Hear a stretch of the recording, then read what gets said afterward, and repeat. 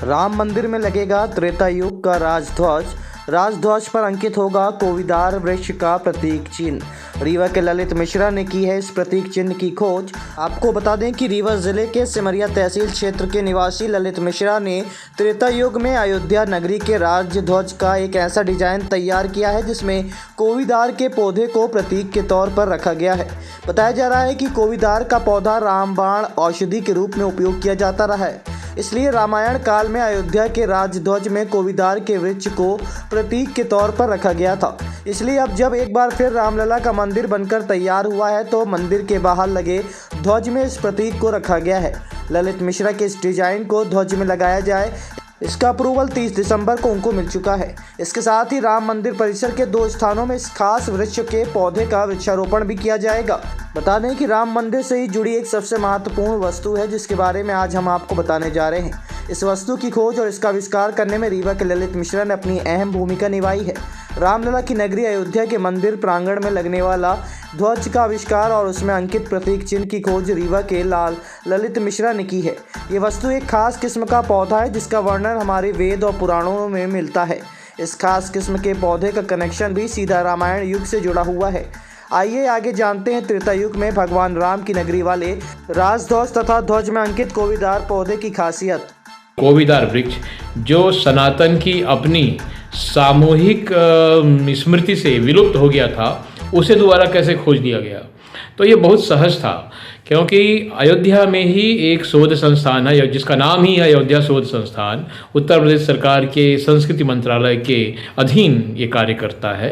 तो इस संस्थान के डायरेक्टर डॉक्टर लवकुश द्विवेदी जी ने मुझसे आग्रह किया कि रामायण पर एक रिसर्च की जाए, और रिसर्च थी वाल्मीकि रामायण से संबंधित जितने भी चित्र भारत में बने हैं उन चित्रों पर। तो इस पर कार्य करते हुए सबसे पहले मैंने कार्य शुरू किया मेवाड़ के महाराणा प्रताप के वंशजों द्वारा बनाए गए रामायण संबंधित चित्रों पर, जो कि कहलाते हैं मिनिएचर पेंटिंग्स। इसमें महाराणा प्रताप की तीसरी जनरेशन में राणा जगत सिंह हुए थे। उन्होंने संपूर्ण वाल्मीकि रामायण पर चित्र बनाए, एक एक कहानियों पर एक एक फ्रेम के हिसाब से। कुछ इस तरह से कि यदि आप एक वीडियो कैमरा ऐसे मूव कर दें लेफ़्ट टू राइट एक सीक्वेंस में, तो एक पूरी फिल्म बन जाएगी फ्रेम बाय फ्रेम। इस तरह के चित्र बनाए, और इन्हीं में एक चित्र था, इन चित्रों में से एक, जिसमें भरत द्वारा सेना सहित चित्रकूट आकर भगवान राम की को विनय सविनय अयोध्या ले जाने के आग्रह का चित्रण किया गया था। ऐसा प्रसंग था। तो इस प्रसंग में होता क्या है कि जब भगवान राम लेटे रहते हैं और उन्हें काफ़ी शोर सुनाई देता है, कोलाहल सा, सारे जीव जंतु इधर उधर भागने लगते हैं। तो वो लक्ष्मण से कहते हैं कि लक्ष्मण देखो हो क्या रहा है, ये किस बात का शोर है। लक्ष्मण पास के साल के वृक्ष पर चढ़ जाते हैं ऊपर, और वहाँ से जब वो उत्तर की ओर देखते हैं तो उन्हें एक आती हुई सेना दिखाई देती है जिसके सामने एक रथ चल रहा था और उस रथ पर एक ध्वजा थी। तब उन्होंने केवल एक ध्वजा देखी। जब सेना और नज़दीक आ गई तो उस सेना के सामने चल रहे रथ पर जो ध्वजा थी, उस ध्वजा के भीतर उन्हें कोविदार का वृक्ष दिखाई दिया। कोविदार के वृक्ष को देखते हुए वो समझ गए कि ये तो अयोध्या की सेना है। इस तरह से इस तरह का चित्रांकन किया गया था। जब इस चित्र का आधार समझने के लिए मैंने इसे वाल्मीकि रामायण से मिलाया, उसके कथानक से, श्लोकों से, तो स्पष्ट हो गया कि ये तो भगवान राम की अयोध्या के ध्वज और उस ध्वज पर अंकित राजवृक्ष कोविदार के महत्व का वर्णन है। कोविदार का महत्व क्या है, इसे हम कुछ यूँ समझ सकते हैं कि जैसे आज के परिप्रेक्ष्य में हमारे राष्ट्र भारत का राष्ट्रीय ध्वज तिरंगा है, उसी प्रकार त्रेता के दिनों में, क्योंकि बात बहुत पुरानी है, तो त्रेता के दिनों में अयोध्या साम्राज्य की शक्ति और संप्रभुता का प्रतीक उसका अपना राजध्वज था। जैसे हमारे राष्ट्रीय ध्वज में आज चक्र है, इसके बीच में चक्र बना हुआ है 24 शलाकाओं से युक्त, उसी प्रकार अयोध्या के राजध्वज में कोविदार का सुंदर वृक्ष अंकित हुआ करता था। कोविदार का ही वृक्ष क्यों? क्योंकि कोविदार वृक्ष ऋषिकृत है। इसे कश्यप ऋषि ने बनाया था, और एक पुराण में, हरिवंश पुराण में, कश्यप और अदिति के बीच एक संवाद का प्रसंग उल्लिखित है। कश्यप ऋषि बताते हैं कि किस प्रकार उन्होंने पारिजात श्रेणी के वृक्ष, जिसे आजकल हम कचनार कहते हैं, तो कचनार में मंदार के गुणों को, उसके सार को मिलाकर, या कहें कि हाइब्रिड तरीके से कोविदार वृक्ष का निर्माण किया था। तो संभवतः इसी कारण ये अन्य वृक्षों से अधिक सुंदर, अधिक आकर्षक और अत्यधिक औषधीय गुणों से युक्त है।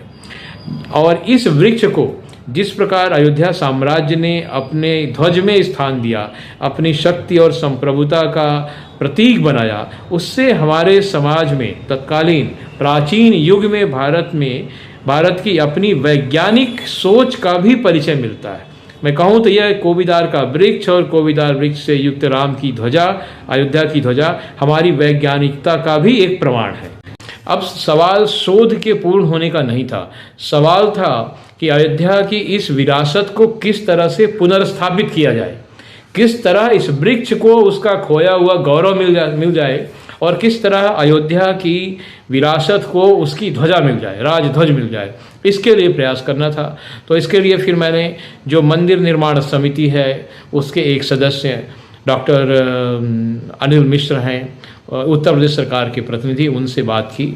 उन्होंने सुझाव दिया कि आदरणीय नृपेंद्र मिश्रा जी के पास सारे अधिकार हैं, वही निर्णय करेंगे, तो उनको आप अप्रोच करिए। तो आदरणीय नृपेंद्र मिश्रा जी के पास इस सारे साक्ष्य, रामायण के प्रसंग और महाराणा मेवाड़ के महाराणाओं की रामायण की चित्रावली वगैरह सब मैंने उनके सामने प्रस्तुत की।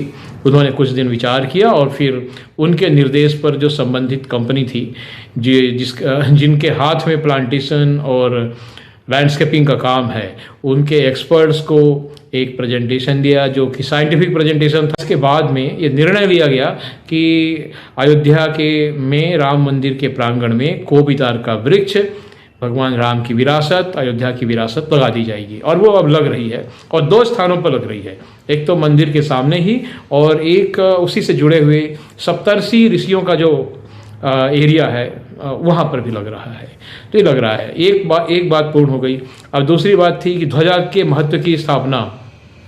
तो क्योंकि ध्वजा कैसी थी वही विलुप्त हो गया, तो फिर इतना तो हमें मालूम था कि वाल्मीकि रामायण के आधार पर कि इसमें कोविदार का वृक्ष अंकित था। तो फिर कोविदार के बड़े वृक्ष का कंप्यूटराइज्ड एक छोटा सा फॉर्मेट बनाया गया, एक मॉडल बनाया गया कोविदार वृक्ष का, बड़े कोविदार वृक्ष का छोटा सा मॉडल हम लोगों ने बनाया। और उस मॉडल में उसकी शाखाएं, उसकी पत्तियां और कोविदार के सुंदर फूल, जो आप देखेंगे कि ये गुलाबी से बैगनी के बीच का शेड लिए हुए बड़े सुंदर फूल होते हैं। और अभी ठंडी में शीत ऋतु में ही ये पौधे में फूल आते हैं। आप देखेंगे तो आप मोहित हो जाएंगे, जैसे कालिदास मोहित हुए थे। तो इसको एक मॉडल बना करके फिर हम लोगों ने प्रस्तुत किया है कमेटी